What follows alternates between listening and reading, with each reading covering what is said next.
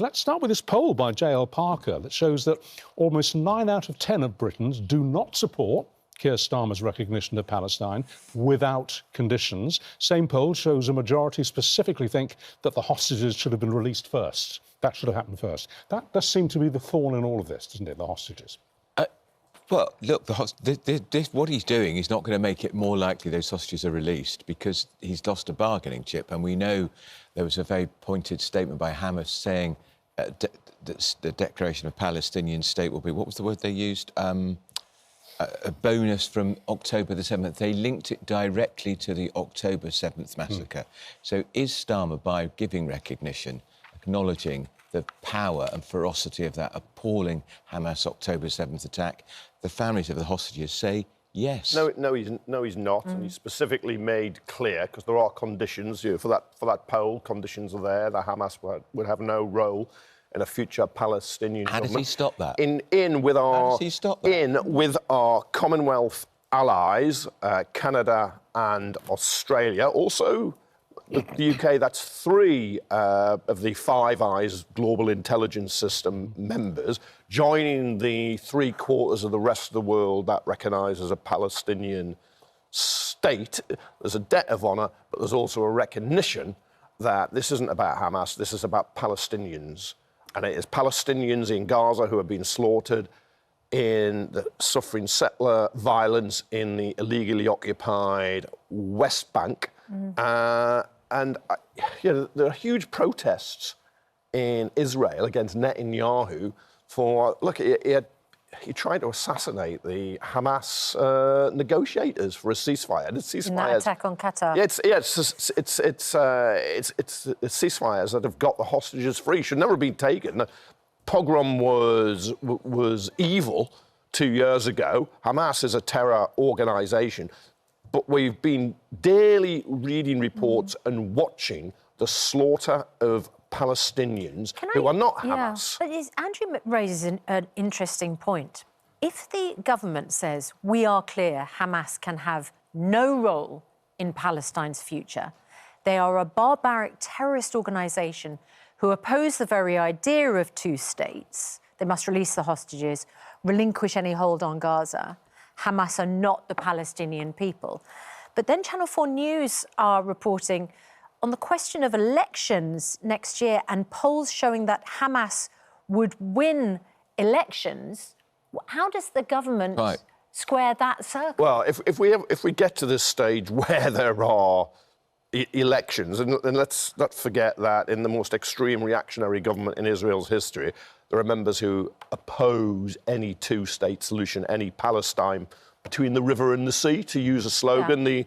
We've always objected when Palestinian supporters have said it because... But once you've granted statehood, then surely that state decides who leads them. And if Hamas win elections, they would lead them, which would then look like a reward for Hamas. Which, back in the day, Hamas did win elections in Gaza against the PLO, who are seen as utterly corrupt. You'd set up a state, if we ever get this far, you set up a state and you say only certain parties can stand and Hamas can't. But what you do... It doesn't sound like statehood. But if you had... Well, yes, but if you looked at Germany after the Second World War, when Germany was recreated, or West Germany, there's a denazification programme as part of the establishment of a new Germany. Now, I imagine it is a part of that. But if you set up an independent, if Palestine was a free state, 20 years down the line, yes, of course, you could not dictate who stood and who... They can't stop Hamas. Otherwise you're meddling in democracy. Exactly. All over again, we're sticking our nose because we know better, and this terrorist organisation could have a major role in the government of this new state that Starmer's recognised. We're dancing on the head of a pin, aren't we? Well, you've got what's happened in Gaza and what's happening in Gaza. You've got the increasing expansion of Israeli settlements on the West Bank. We've probably never been further away from a 2-state solution. Well, I think that's why he's recognised... I don't think this helps. It will entrench Israeli opinion even more, and the Americans, who are critical to a lot of this, don't support it. If you were a hostage and woke up this morning to this news, you wouldn't be feeling very bright-eyed and No, you would not. Would you? Well, look, no, you'd be... Look, the desperate conditions, there's 20 or so people we hope are still alive. must be held in, and the despair they must feel. No, but you would not have felt safer when wherever you're being held has been bombed, or if you heard the negotiating team from Hamas, in any conflict you've got to speak to both sides, however unpalatable that is. Previous ceasefires negotiated with Hamas have secured the release of hostages. Very few have been rescued. The Israelis have killed some themselves. So it's not just the one way is being presented, from either side, because it's symbolic, unless it is somehow supported. Do you think it's a reward for Hamas? Do you think that they will interpret it as a reward for what they did on October the 7th? The expression that was used was the fruits of October the 7th are getting this declaration of an independence. I do think it's the fruits of, and I think why would they give up the hostages now? We're going to speak to Ed Davey, the leader of the Liberal Democrats. It's our first interview with him since he boycotted the state banquets celebrating Trump, which was held at Windsor Castle last week. He didn't go because, of course, of the issue of Gaza. So we'll find out what he thinks about that. In the meantime, I just want to move on to this remarkable story on the front of the Daily Telegraph, this speech that the leader of Reform, Nigel Farage, is going to give today. It feels like he is going even further over what he wants to do with immigration. He is calling the number of people who came in post-Brexit, because we cut down on the amount of people who could come in from the EU, and therefore non-EU immigration rose in order to fill jobs that we needed doing. He calls that a Boris wave, very clearly pinning that on the former Prime Minister, which suggested to me that any suggestion there was going to be any sort of coming together of Boris Johnson and Nigel Farage for the next election is out of the water, because you don't call something a Boris wave if you're on the same side. A Reform UK government will reverse this Boris wave of migrants who have been welcomed to Britain by both Tory and Labour governments. We will abolish indefinite leave to remain status, which grants migrants the right to live, work and study in the UK permanently. And we will rescind this status that has already been granted. That sounds far more draconian than anything they've said before.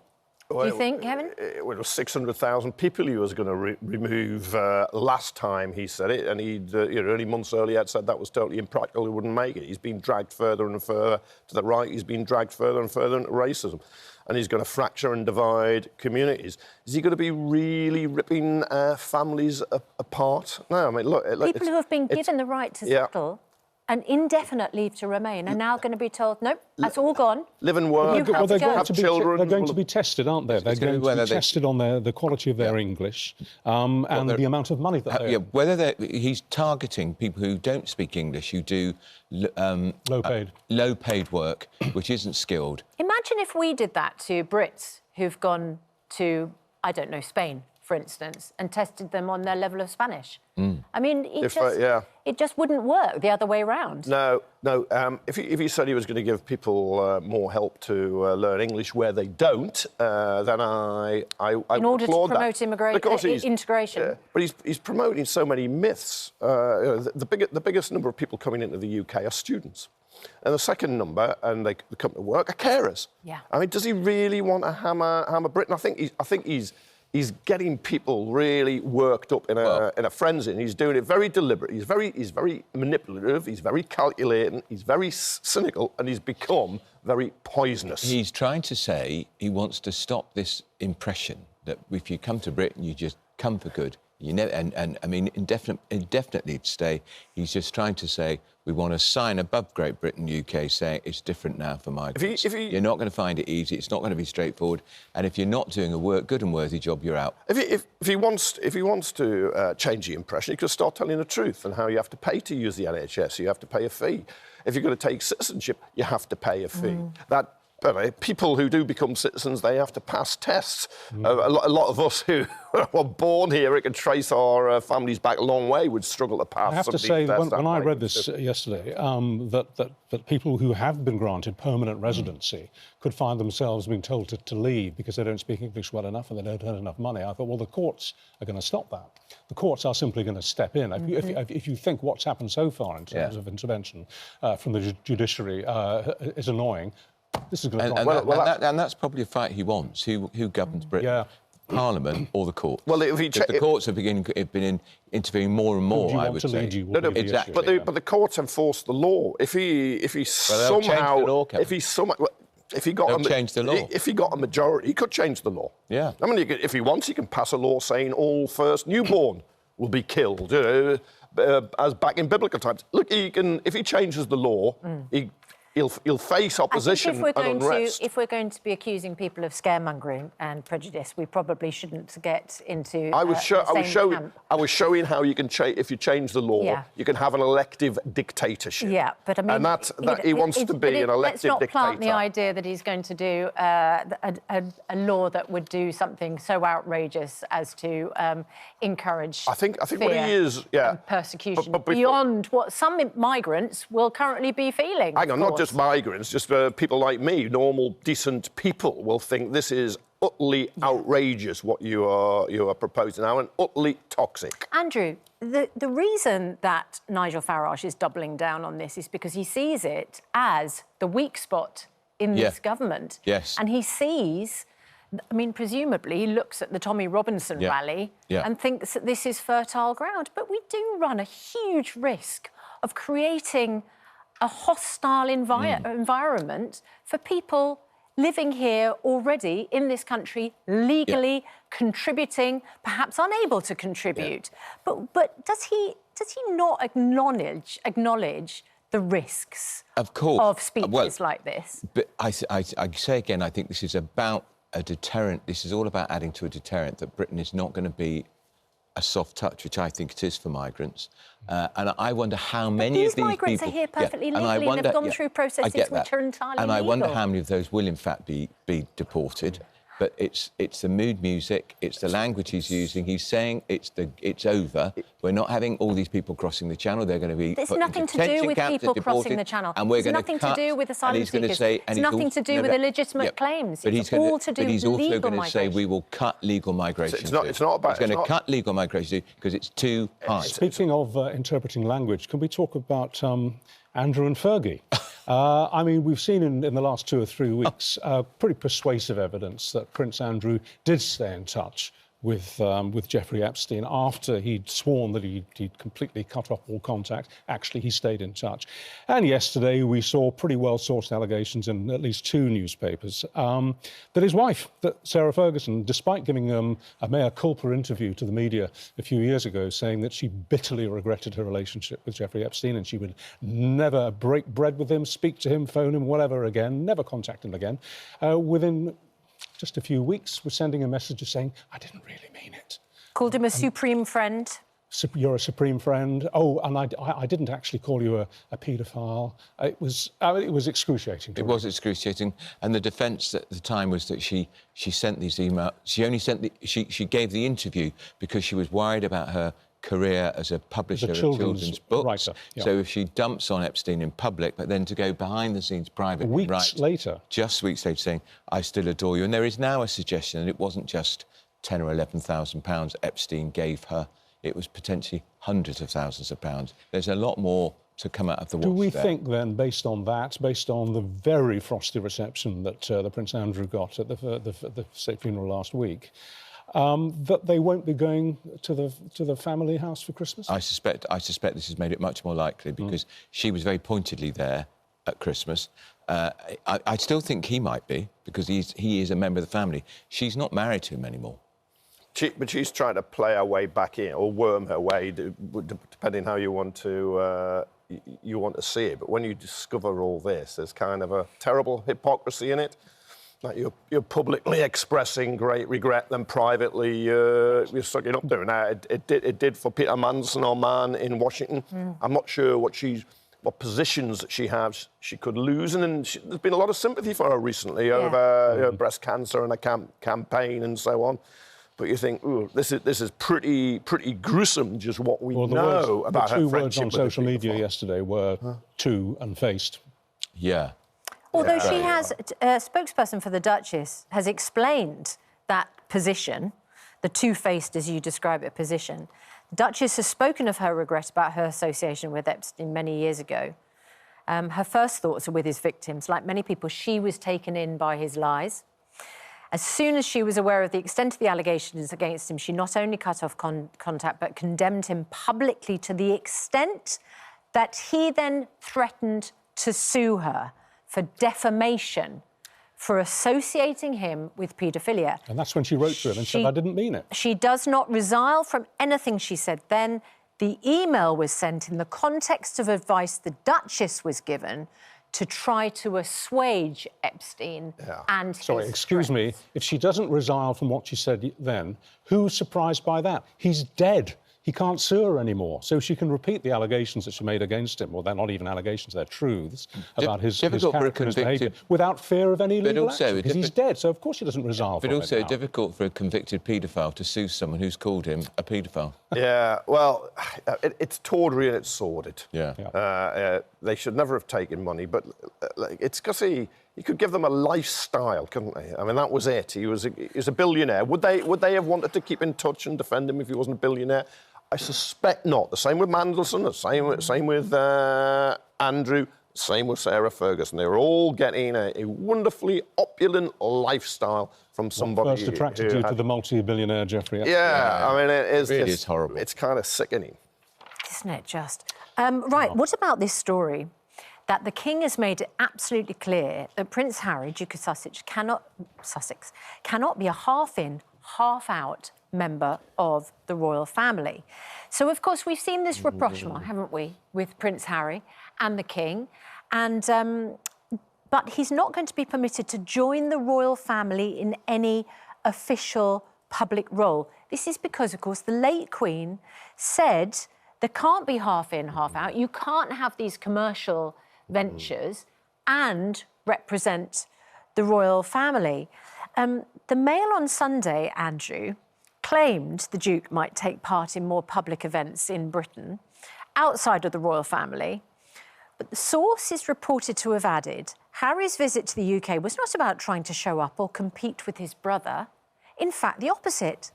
It was to remind William that Harry can be there to take some of the load off, given some of the criticism William has received for carrying out a lower number of engagements than his father. Youch. That's a dig. Yeah, well, the brothers, there's no prospect whatsoever of... Prince Harry is basically saying, you're not doing enough. Yeah, I know. So something rich coming from him, living in America... I can come and help. Yeah, with his nose deeply in the trough called making money at the expense of his family, that I don't think they're going to take lectures from him. Is that a source close to Prince Harry? Yeah. You think? Yeah. I do. But, you know, that made my skin prickle. I used to sometimes think these newspaper stories, I think, are they really true? And then you find out when you knew the half of it. It was even worse, wasn't it? I mean, including in Harry's book, Spare. But there's no doubt, right, if you've got this institution, they missed him and they missed Meghan Markle when the King went off with cancer, Kate was off with cancer, William wasn't as public because he's supporting his wife and children, which you understand. And if they could somehow get Harry and Meghan Markle back in some way, the prodigal son... Well, Harry seems to be saying, I'm ready, I'm waiting in the wings. Are we hearing him knocking at the door? What is he doing with his life? What does Harry do? He does Invictus, which is a marvellous thing. Supports his wife, who works every 2 extremely years, hard. and supports his wife. But I think it feels to me like Harry's looking for a role. He's not going to get one back in the royal family because he's a commercial player now. He's out there making money, often at the expense of his family. But he'd be missing home. He'd be missing his family. But if he is and he burnt a lot of bridges, he now wants to rebuild them. But if he is knocking on the door, he still seemingly can't stop himself making little digs like this. Exactly. And if this is a source close to Prince Harry... Yes. In the Mail, I looked at the Mail on Sunday after the Mail piece at the weekend. The comments underneath, there are about 6,000. I would say 95% have said, basically, clear off, mate. Yeah. We don't want you back. Yeah. You've made your money. I always say don't read the comments. Well, I don't normally. But look, this is where I declare I'm a Republican. Nobody's noticed. To you monarchists. But back in 2018, when he got married, Meghan Markle was on. I was saying, oh no, the royal family's got a new lease of life here. They were hugely popular. They were like pop stars. Everybody wanted to see them. Wherever they went, there was adoring crowds. Then it all went gloriously wrong. It's can they put it right again? I'm just fascinated by this source that's spoken to the Mail on Sunday. Because if it is a source close to Prince Harry, it suggests he can't help himself. I think he can't. Hitting out his family. I think he can't. And I think we understood from the meeting with the King that was all going to calm down. That's if it... But I don't know who this source is. And, of course, the Mail on Sunday will never reveal its source. No, the meeting with the King was held in discretion and private, and that's how the King would want it. No photographs released. But, Susanna, you could be setting out a factual position and not mean it to be a dig by saying, look, they need another pair of hands. Well, you watch what you say with great care after watching. Well, but you could say it and then it's, look, the Mail on Sunday, August organ that it is, has its own very anti-Harry and Meghan Markle agenda. No, it's a very pro-royal family newspaper. Yeah. I just wonder how mischievous they realised they were being by putting that source in. Right, let's talk to someone who was always impeccably sourced. Our wonderful friend to this programme, John Stapleton. Part of Good Morning Britain history, part of breakfast television history, a legend of broadcasting. Inspired you, didn't he, Richard? Completely. He was 10 years older than me, and I was at school when he got his first big network break on Nationwide with Sue Lawley. Yeah. And I remember watching him. I was about 14, 15. I knew then, like him, I wanted to be a newspaper reporter. And I used to watch him on Nationwide and think, one day I'll want to do that. I want to do what you're doing. Because he did it so well. Yeah, he was. And he was fresh. I don't think there's anybody quite like him, actually, back in the 1970s. He broke a mould. He broke a mould in terms of TV reporting. He was authoritative, but he was relaxed and had a kind of an informality about him, which never got in the way of how to tell a story. I think that was the newspaper man in him. Yeah, it was, because he was a big newspaper man. He used to, when I'd chat to him, he'd always talk about what he'd read in the Manchester Evening News, which he saw because he was from the Northwest. But he was a genuine bloke. He was just a lovely, lovely bloke who had time for everybody. There wasn't a side. He didn't have a giant ego that got in the way. And he was the northerner living in the south. He remained a northerner, as it were, all his life. I'm talking to Glenn in Sound. A mum used to send him from Bury black puddings. He was such a charming man. He was a proper gentleman. Yes, he was. John Stapleton, old-fashioned gentleman. Yes. He was on our programme last year. We were lucky enough to talk to him because he just revealed that he was suffering with Parkinson's. But when I say suffering, he bore it with such positivity and good grace. And we asked him about the diagnosis and how he'd reacted. I'm trying to be as optimistic as possible and think on the bright side, make the best of it and lead as normal a life as possible. As long as I can still watch Man City, that's all I care about. He was absolutely passionate Man City fan. He asked if I wanted to go and see a Manchester City match with him. I managed to decline. Oh, hindsight. Yeah, but now, don't you think? I know. You wish you'd gone. Yes, I do. Well, he would go with his son Nick. There was that father-son bond, and he bought season tickets for home and away, so he could go to every game. And he was a Man City fan through thin and thinner. And then all of a sudden, great success comes, and the league titles, the Premier League, European glory. He could never have expected that. And they were Man City was his second love after his family. But I did think, when his wife Lynn died, he saw a little light, the lights dimmed, and he seemed to be a bit... She died during the pandemic. Yeah, they were a hugely successful pair, weren't they? Really the original Watchdog. They were the original married couple on telly. Married couple. Completely, yeah. That's right. And they made a difference. I mean, their campaigns on Watchdog were phenomenal. I mean, they were responsible sometimes for literally millions of pounds being repaid to people who've been ripped off. So in the Times obituary, it mentions prominent among their campaigns, both Lynn Foldswood and John Stapleton. He uncovered the fuel tax scandal in which travel companies had been slapping a hefty surcharge on package holidays at a time when the price of fuel was going down. They were forced to refund £19 million, and John said it was one of his proudest moments in consumer journalism. Yeah. Huge impact. Another expose, the free return flights to New York offered by Hoover to customers who'd spent more than £100 on one of its products.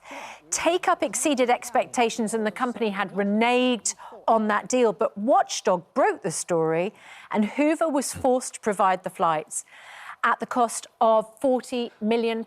And there's very few journalists who have that kind of impact, but John Stapleton did. Well, it's a kind of the early Martin Lewis of consumer journalism. Yeah. I remember both those stories now. I'd forgotten them.